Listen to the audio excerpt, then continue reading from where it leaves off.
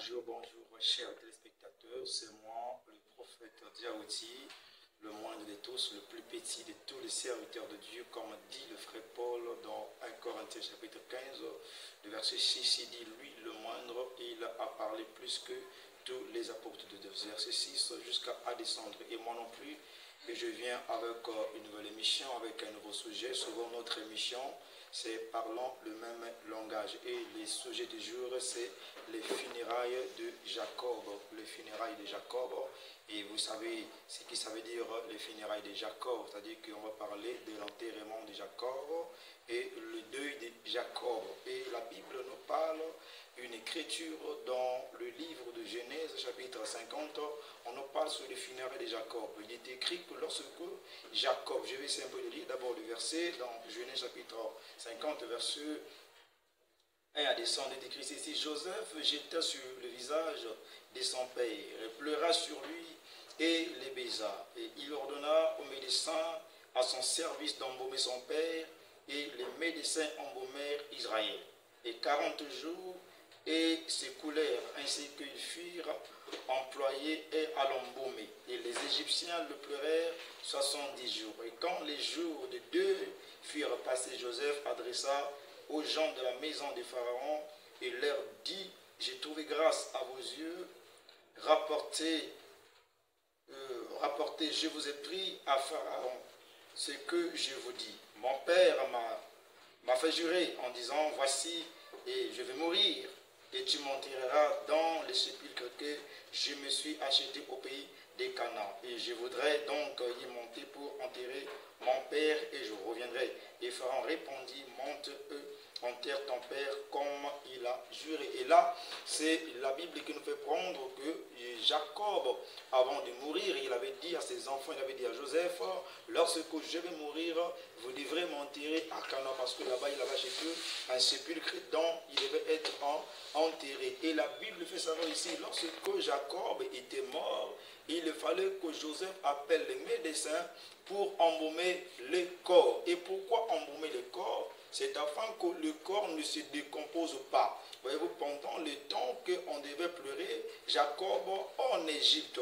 Et la Bible dit ici qu'après cela, que Pharaon avait accepté, il avait accordé à Joseph que le corps soit rapporté en Israël, c'est-à-dire au Canaan, là où il devait être enterré. Alors, qu'est-ce que je veux expliquer ici sur le funérail de Jacob? Il est écrit ceci dans Hébreux chapitre 10, verset 1, dit que l'Ancien Testament, c'est l'ombre des choses à venir. Et la Bible dit encore dans 2 Corinthiens chapitre 3, le verset 6, il dit que la lettre tue, mais l'esprit vivifie. Il dit qu'il y a les ministres de la lettre et les ministres de l'esprit. Vous savez, nous savons tous que la lettre ne donne pas la vie, mais ce qui donne la vie, c'est l'esprit. Et là, je viens donner la vie et faire savoir aux chers téléspectateurs et de quoi signifiait le funérail de Jacob. Et le corps, le cadavre de Jacob était le corps de qui? Voyez-vous, parce que la Bible nous apprend, même le frère Paul, il parle dans l'église de Colosse, Colossiens chapitre 2, de versets 16 à 17, il dit que personne ne vous juge sur le manger et le boire. Voyez-vous, et sous les fêtes de tout ça, etc., il dit que c'est là que c'est l'ombre des choses à venir. Donc on sait que l'Ancien Testament n'est pas la réalité. La réalité est avec le Christ. Et je vais vous faire savoir ici que le corps de Jacob, le funérail de Jacob est égal au funérail de Christ. Donc le corps de Jacob qui devait être rapporté en Canaan, c'est aussi le corps de Christ qui était parti en étranger, c'est-à-dire sous les terres, et dans l'état de la résurrection, c'est l'état de repartir en Canaan. Parce que nous savons tous que lorsque Christ était mort, en larmes, enseveli pendant 3 jours, il ressuscitait. Voyez-vous, et lorsqu'il est ressuscité, Christ n'a pas mangé, n'a pas vécu longtemps avec les gens sur la terre.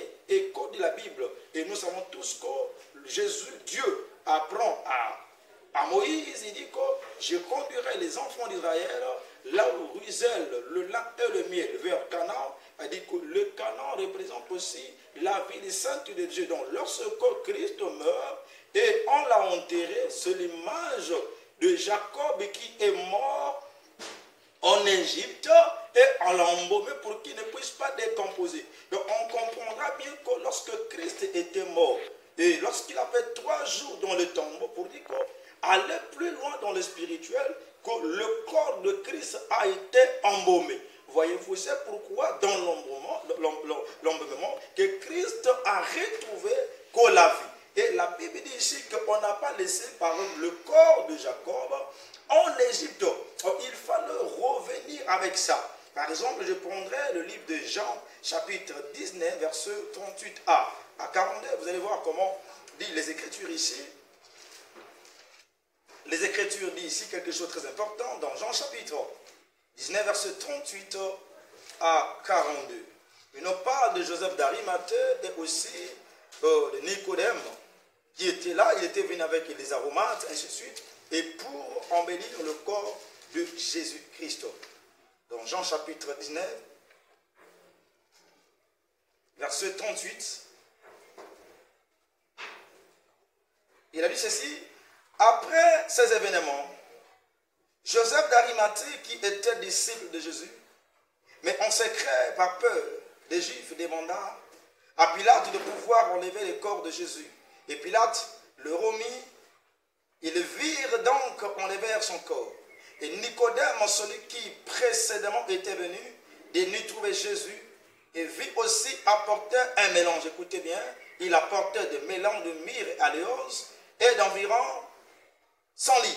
Et il prit donc le corps de Jésus et les lièrent de linge avec les aromates. Donc il devait en parfumer le corps de Christ. Même les médecins de Joseph qui avaient embaumé le corps de Jacob, il avait aussi utilisé les mêmes choses. Donc le corps de Jacob en Israël, en Égypte, ça représente le corps de Christ dans le tombeau, dans le pays des étrangers, là où qui n'est pas le pays des chrétiens. Donc il fallait qu'on lui ramène dans le pays de Canaan, qui est l'image de la résurrection de Jésus en sortant et au retour au Canaan, qui est l'image du ciel.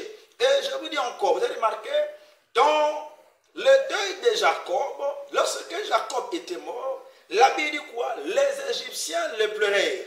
Et pourquoi les Égyptiens les pleuraient? Parce que les Égyptiens sont des nations, ce sont des gens qui n'ont jamais connu Dieu. Ils adoraient l'idole. Et la Bible dit que lorsque Jacob est mort, les Égyptiens sont venus les pleurer. C'est-à-dire que le deuil de Jacob a réuni les gens, y compris le fils d'Israël d'abord, les 12 tribus d'Israël, et aussi ses descendants qui sont, c'est-à-dire que ses petits-fils et ses petites-filles. Mais tous, ils sont revenus pour pleurer Jacob. Voyez-vous. Donc cela, c'est l'image aussi de Jésus-Christ qui est mort, et par la mort de Christ, il y a eu l'union, voyez-vous, il y a eu la réconciliation des peuples qui n'appartenaient pas à Jésus. Par exemple, nous les nations, parce que la Bible dit que le salut appartenait aux Juifs, mais dans la mort de Christ, il y a eu le retrouvail, voyez-vous, c'est-à-dire il y a eu la réconciliation.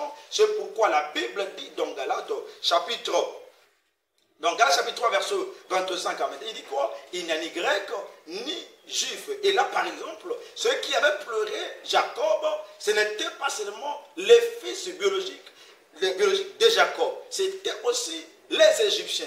Voyez-vous, donc les Égyptiens sont les images de nous, les nations des païens, qui n'avaient jamais connu Jésus. Mais par la mort, on a eu l'occasion de pleurer Jésus, on a eu l'occasion de prêcher la croix, voyez-vous, on a eu la grâce de pouvoir annoncer l'évangile éternel, on a eu la grâce de pouvoir témoigner comment le deuil a passé, voyez-vous, parce que si d'abord que Jacob ne mourrait pas, ou bien que les Égyptiens ne participaient pas aux funérailles de Jacob, ils ne pouvaient pas savoir comment expliquer comment ça s'est passé. Parce que je sais que les Égyptiens devaient être capables à expliquer comment on avait embaumé le corps par les médecins. Et c'est pourquoi, regardez, la Bible dit quoi?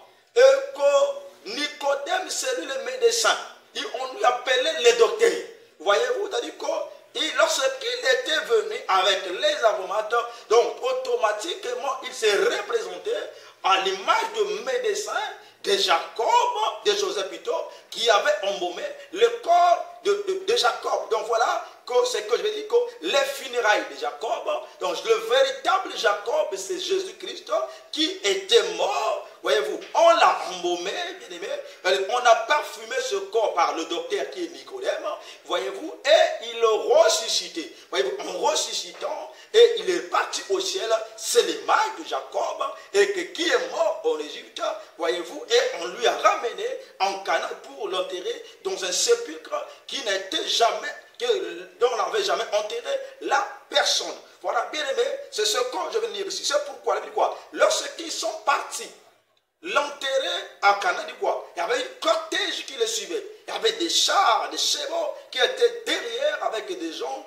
et pour partir accompagner Joseph. Il dit que comme une grande personnage, et nous savons aussi que Jésus c'est le véritable personnage, une grande personnage dans la Bible, le véritable roi. Parce que Jacob, il était comme le roi en Israël. C'est pourquoi il fallait qu'on part. Voyez-vous, on part lui enterrer avec cette cortège. C'est pourquoi lorsque Jésus a été enterré, voyez-vous, lorsqu'il y avait des gens qui étaient là, et lorsqu'ils retournèrent à la maison, et les gens commençaient à frapper les poitrines. Ils disaient que cet homme, il est réellement le roi, cet homme, il est réellement et que le véritable roi. Et ils commençaient à parler au sujet de Jésus. Par rapport des grandes choses qu'il a vues au temps de la mort de Jésus-Christ. Voilà, bien aimé, c'est ce message que je viens et vous donner, et viens vous donner la révélation sur le funérail de Jacob. Et je viens de dire encore que le véritable Jacob,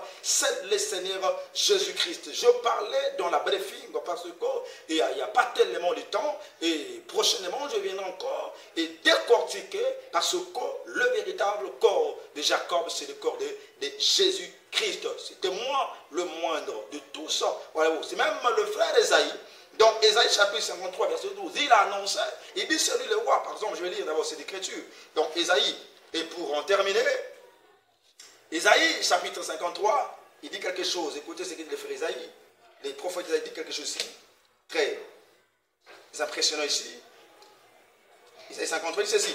Et c'est pourquoi je lui donnerai sa part avec les grands. Voyez-vous, je donnerai la part avec ces grands. Il partagera le butin avec les puissances, avec les puissants. Et parce qu'il s'est livré lui-même à la mort, voilà, il parle de Jésus-Christ. Et qu'il a été mis au nombre des malfaiteurs. Et parce qu'il a porté les péchés de beaucoup d'hommes. Et qu'il s'est intercédé pour les coupables. Donc on comprend ici qu'on parle de Jésus-Christ. Voyez-vous, la mort. Et qui est comme Jacob, c'est lui le véritable Jacob qui a remis des gens tout autour de lui, les Égyptiens qui adoraient les faux dieux, ils l'ont pleuré. Et nous aussi les nations, on arrivait à voir la grâce, on arrivait à voir l'audace, on arrivait à voir une certaine portion de la grâce de pouvoir témoigner en faveur de la mort de Jésus-Christ et témoigner la croix et la résurrection du Fils de l'homme. Donc le funérail de Jacob, c'est égal au funérail de Jésus-Christ. Donc le véritable Jacob, je dis bien, le véritable Jacob, c'est le Seigneur Jésus-Christ. Voilà, bien aimé, c'était moi le moindre de tout ça. Que l'Éternel bénisse abondamment. Et prochainement, on viendra encore parler encore des grandes choses. Et je crois que dans les jours qui suivent, on va parler sur l'évangile éternel pour faire expliquer c'est quoi l'évangile éternel avec le temps que nous sommes actuel. Que Dieu bénisse abondamment.